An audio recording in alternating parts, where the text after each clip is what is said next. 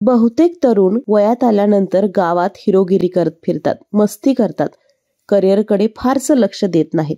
पण काही तरुण असतात जे जीवापाड मेहनत घेतात, शिक्षण घेतात, सोबतच शेती सुद्धा चांगल्या पद्धतीनं करतात.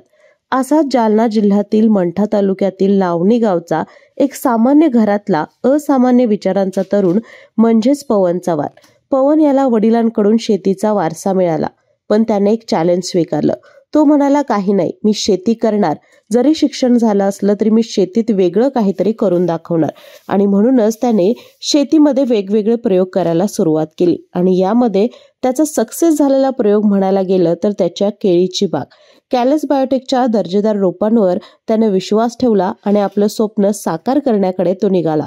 पहिल्यांदा 1.5 एकर, नंतर 2.5 आणि आता 4 एकर केळीची बाग स्वतः पवनने फुलवली आहे. आणि याचा अभिमान त्याच्या वडिलांना सुद्धा जरूर आहे. तंतोतंत नियोजन, वेळेवर खत, फवारणी, हवामानाचं भान या सगळ्यावर लक्ष केंद्रित करत पवनने आपल्या शेतीला नफा देणारं मॉडेल बनवलंय. तो म्हणतोय, नियोजनाशिवाय शेती परवडत नाही आणि केळी लावली तर 4.25 लाखांचं उत्पन्न यामधून हमखास मिळेल, हा सुद्धा मला विश्वास आहे. आजपर्यंत कधीच इतका नफा आम्हाला मिळाला नव्हता जितका कॅलस बायोटेकच्या रोपांमुळे या केळीच्या बागेतून मिळाला आहे. तुम्हाला मेहनत, विचार आणि दूरदृष्टी ठेवून इतर तरुणांसाठी खराखुरा आदर्श बनलेला पवन चव्हाण याची यशोगाथा कशी वाटली नक्की कळवा आणि आम्हाला फॉलो करा.